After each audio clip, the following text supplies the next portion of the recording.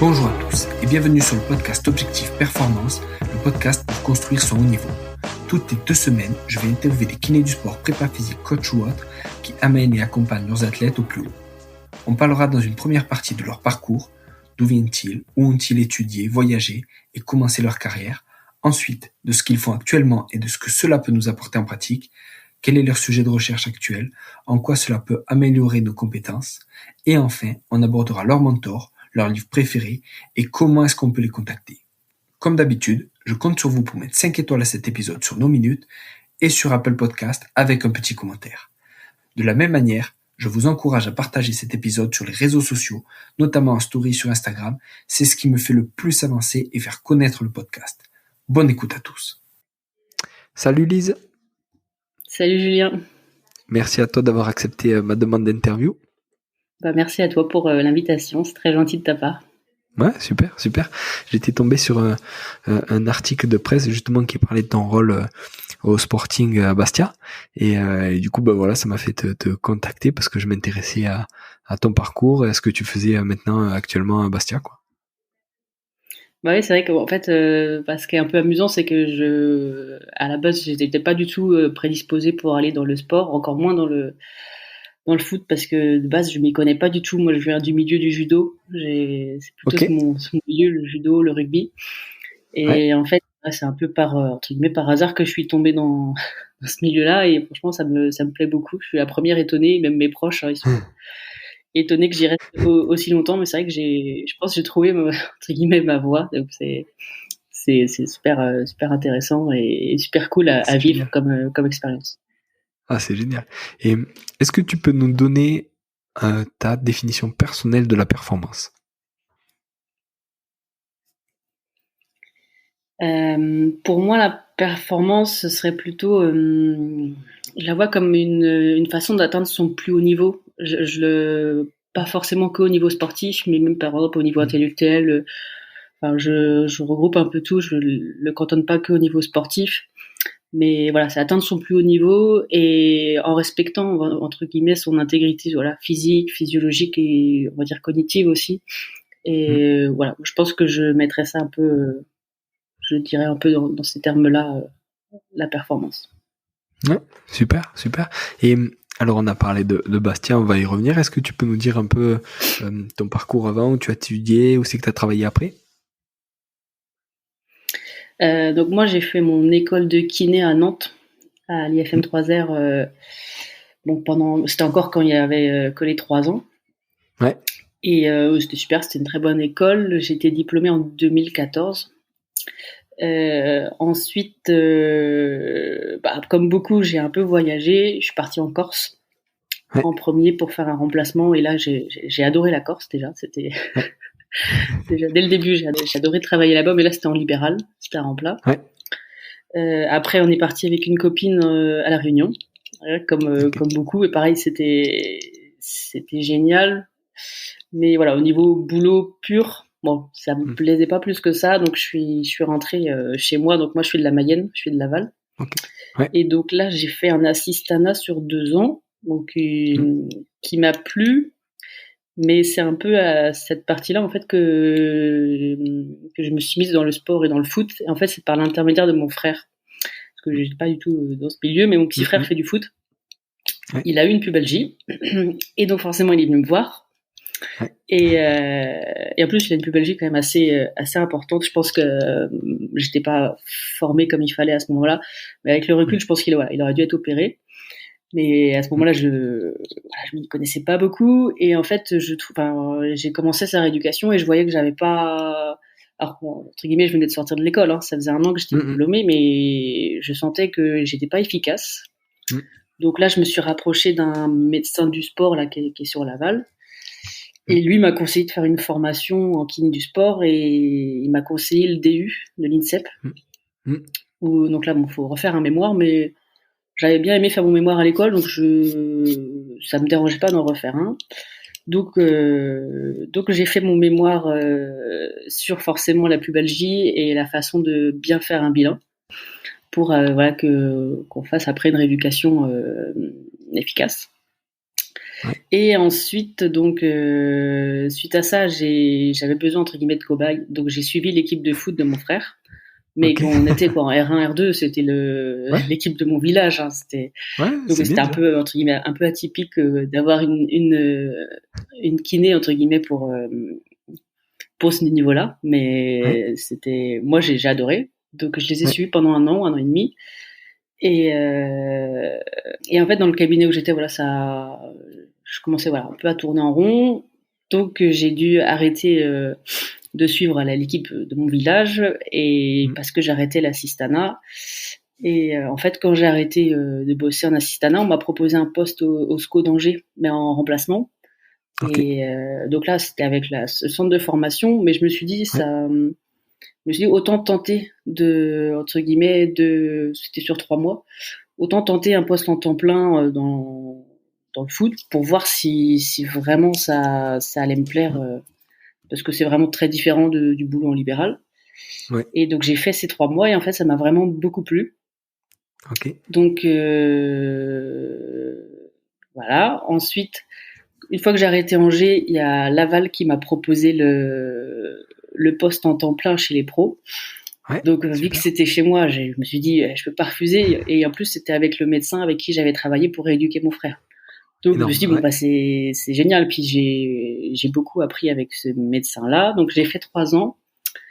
Et ouais, au bout des 3 ans, je pense que j'avais fait un peu le tour et puis j'étais toute seule. Donc en fait, je me suis dit, Mm. je voulais un peu aller voir ailleurs. Là, on m'a proposé le poste de Reims, donc qui était en fait Ouais. c'est un mi-temps avec les jeunes au centre de formation et un mi-temps avec les féminines. Ok.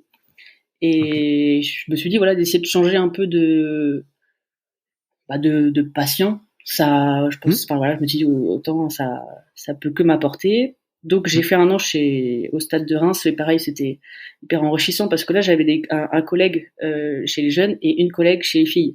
Donc moi j'étais Ouais. plus toute seule donc ça m'a permis quand même d'apprendre grâce à eux, de changer ma façon de travailler Mm. et aussi le fait d'être avec les filles. J'avais une stagiaire qui bossait un peu sur l'impact du cycle menstruel sur la performance, les C'est blessures. génial. Donc Ouais. voilà, c'était hyper intéressant.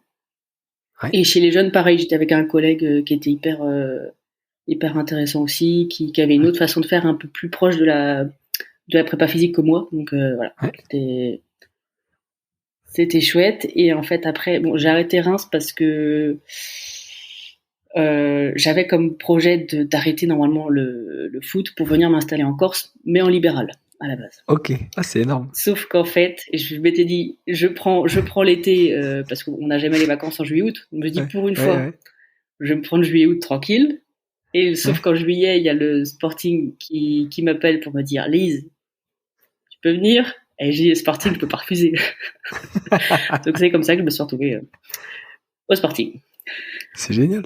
Mais je suis très heureuse d'avoir accepté et je pense que je passe la saison la plus aboutie sur tous les plans au niveau relationnel, au niveau de mes connaissances, au niveau du relationnel, que ce soit avec les joueurs comme le staff. Donc je suis très contente. Ah, c'est trop bien. Et est-ce que tu vois, donc, tu as travaillé au plus haut niveau avec des féminines, tu as travaillé avec des jeunes, tu as travaillé avec des hommes au niveau pro. Qu'est-ce que tu vois comme différence sur les blessures, par exemple? Ouais, je pensais pas, mais en fait, par exemple, tout ce qui est pubalgie, donc tu vas plus les avoir chez les hommes. Ouais. Je pense que c'est lié, pour moi, je vois un peu plus lié au fait qu'ils ont quand même par exemple, des adducteurs un peu plus forts, un bassin qui est différent comparé aux femmes. Ouais. Et chez les femmes, moi, j'avais beaucoup d'entorses de cheville. Enfin, en tout cas, sur vraiment l'aspect pratique pur, je mettais ça un Ouais. peu plus sur tout ce qui est laxité. Elles étaient beaucoup plus Ok. souples que Ok. les hommes, et donc elles avaient tendance à avoir beaucoup plus d'entorses de cheville que voilà, chez les hommes. Là, j'ai un peu plus tout ce qui est pubalgie. Et après, chez les jeunes, l'année dernière, on a eu beaucoup de croisés. Et Merde. ça, en discutant avec les docs, on mettait ça un peu plus sur le fait que sur la période Covid, où ils ont vraiment été arrêtés de sport, et le fait Ok. de reprendre entre guillemets, bon, même si c'était progressif, mais le fait quand même de les avoir arrêtés pendant leur croissance, Ouais. ils mettaient ça un peu sur ce compte-là. Ah ouais, c'est intéressant ça. Et alors vous, Ouais, franchement, au ouais, j'ai bien Sporting, aimé avoir un peu les différents patients. Ouais, dis-moi. ouais, Désolée, je te coupe. ouais, carrément. t'inquiète pas. Et vous, au Sporting, alors comment vous bossez? Est-ce que t'es la seule kiné? Est-ce qu'il y a un médecin qui est à temps plein? Tu vois, comment vous vous organisez? Alors au Sporting, bon après on m'avait prévenu avant que j'arrive, mais Ouais. je suis toute seule en temps plein. Ok. Après j'ai un collègue kiné qui vient m'aider 3 fois dans la semaine. Il est là le mercredi matin avec moi et après il vient faire une permanence de soins le mardi et le jeudi sur Ok. on va dire à peu près 2 heures. Et sinon j'ai un collègue aussi ostéo qui vient 2 fois par semaine et qui est là le jour de match. Ok. Et j'ai aussi, et il y a une doc bon, qui vient, mais qui est pas là vraiment à temps plein, qui fait des passages quand il y a besoin en fait. Elle passe au club quand il y a besoin. D'accord. Donc c'est vous qui la Donc, contactez? ouais, voilà.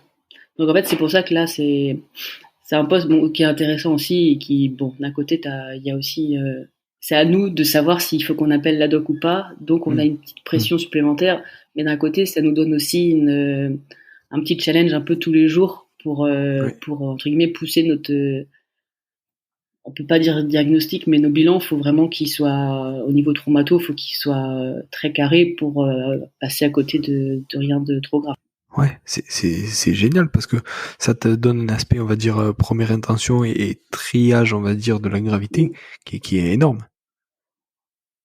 Moi, c'est surtout pour ça que j'adore travailler dans le foot, c'est le fait d'être déjà d'être sur le terrain, de voir le mouvement lésionnel et après même la semaine, souvent si j'ai pas de blessé, moi je suis sur le bord terrain, on peut voir directement la blessure si jamais il se blesse et comme ça déjà on a vraiment on prend en charge voilà, dès le début, on a connaissance du mécanisme lésionnel et en plus on a une action directement. En fait, moi j'étais un peu frustrée en libéral parce qu'en fait souvent par exemple les entorses de cheville on les avait mais c'était trop tard, on savait pas trop comment elles Hmm. étaient faites et j'avais l'impression de pas être efficace, de pas utiliser tout le potentiel qu'on avait en fait.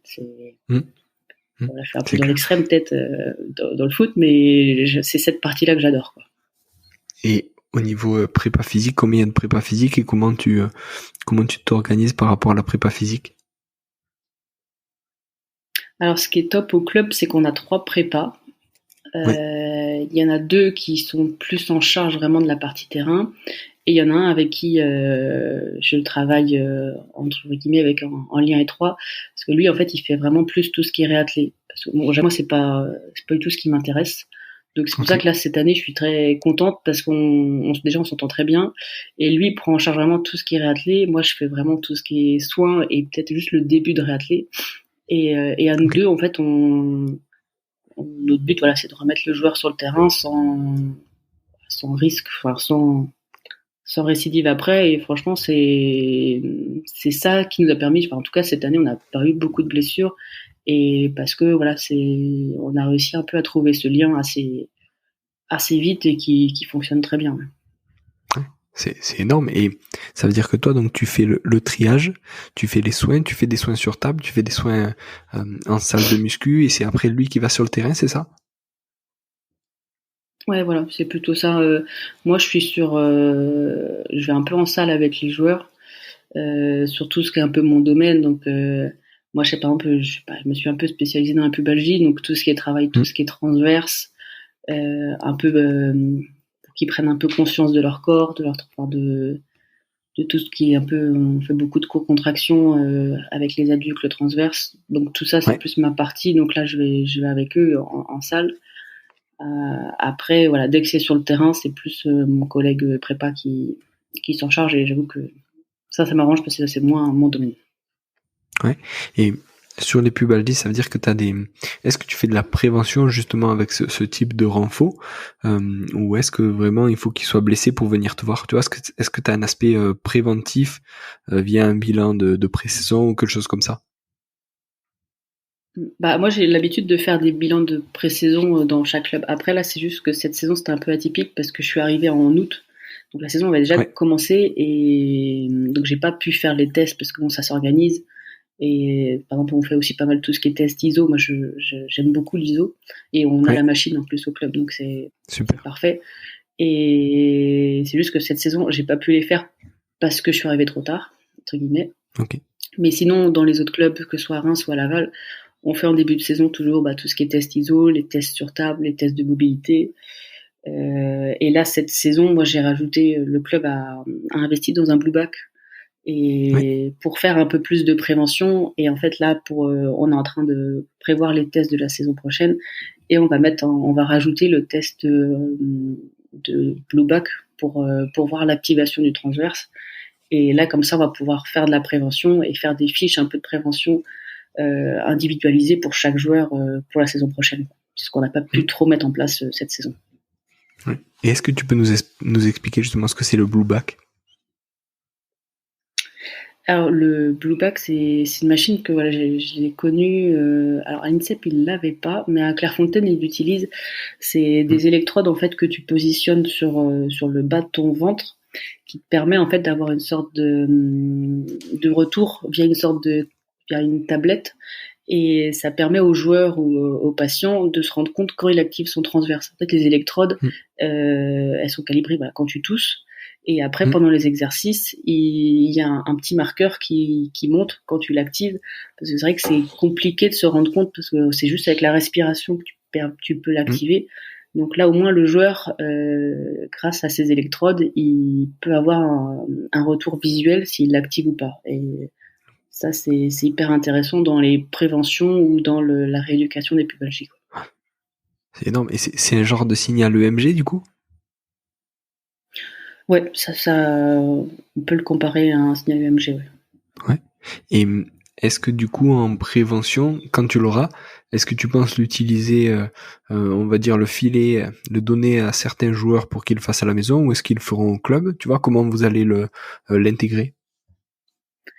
En fait, on l'a déjà, c'est juste qu'on n'a pas l'option bilan et qu'on va avoir pour la saison prochaine, en fait. Mais là, en fait, on l'a déjà, et j'ai eu deux joueurs qui ont eu une pubalgie en novembre-décembre. Et pour l'instant, je préfère le laisser au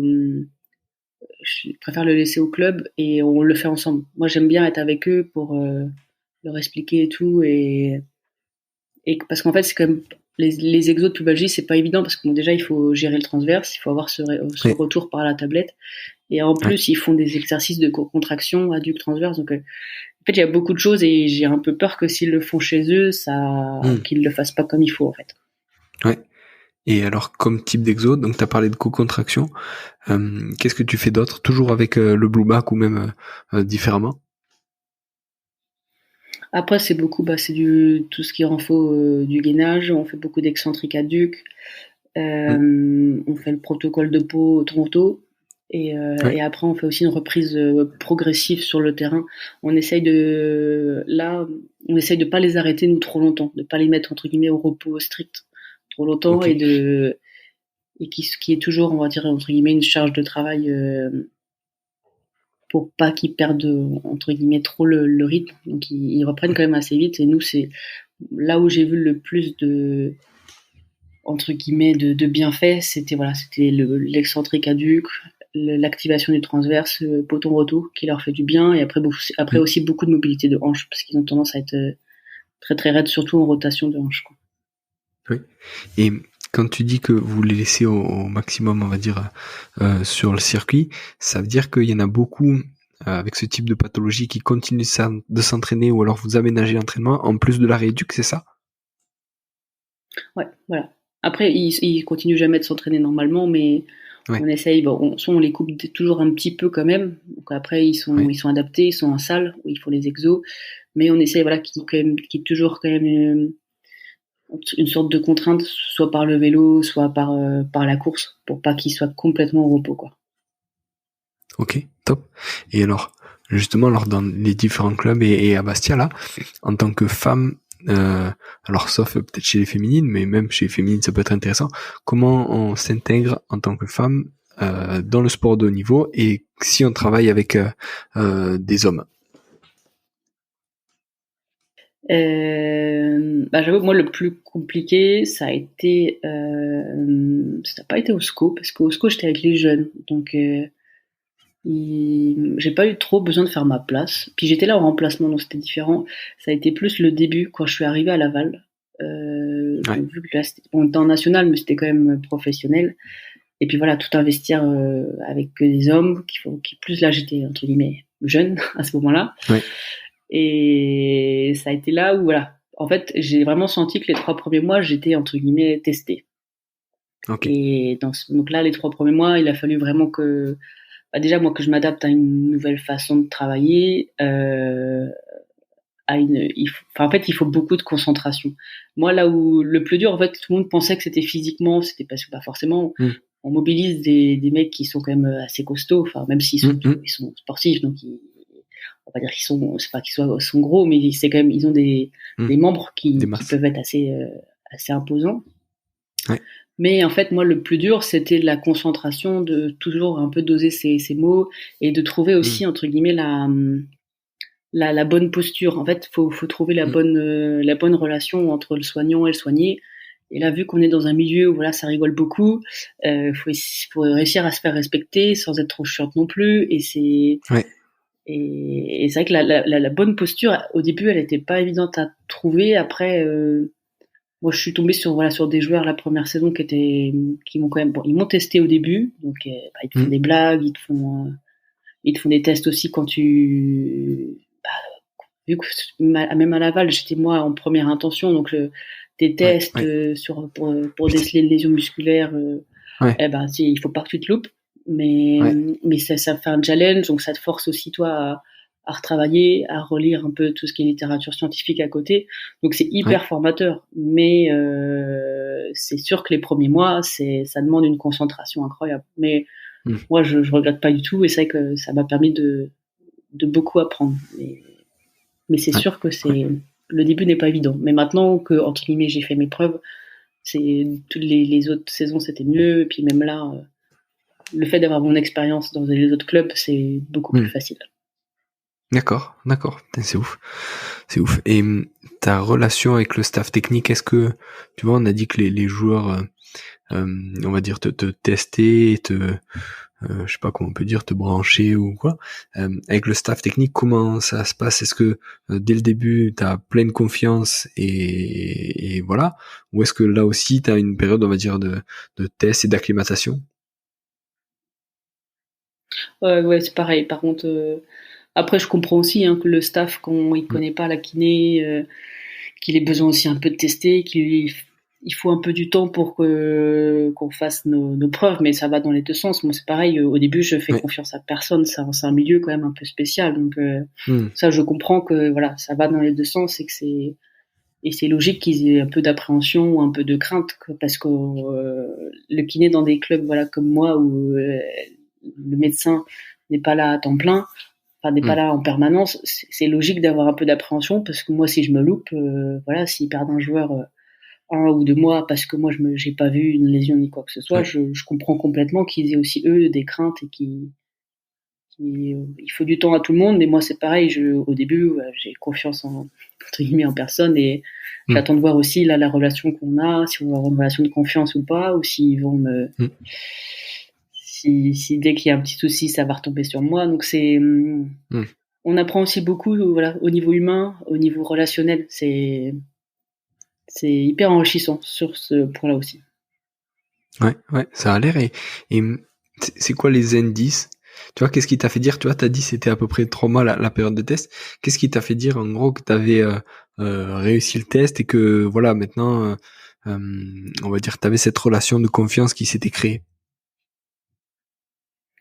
Là, c'est plus du ressenti, en fait. Je voyais que les 3 premiers mois à Laval, je voyais que les joueurs, on s'entendait bien, mais je sentais qu'il y avait une réserve, et puis je voyais que certains ne venaient pas, que pareil, j'allais voir des fois les entraînements, puis je voyais qu'il y en a certains, voilà, tu voyais une cheville tournée, tu voyais qu'il y a un mec, tu sentais qu'il n'était pas à 100%, mais en fait, il venait pas te voir, et il y a aussi cette relation de confiance qu'il faut mettre en place, et je comprends aussi les joueurs parce que nous, entre guillemets, on a l'image comme quoi on répète tout au coach. Donc après, le mec, vu qu'ils veulent tous jouer à 100%, ils disent je vais pas aller voir la kiné parce qu'elle va en parler. Et après, il faut mettre cette relation de confiance en marche et leur faire comprendre que c'est pas parce que tu viens nous voir que on va forcément t'arrêter. On peut t'adapter un petit peu. Ça veut pas forcément dire que tu vas pas jouer le week-end.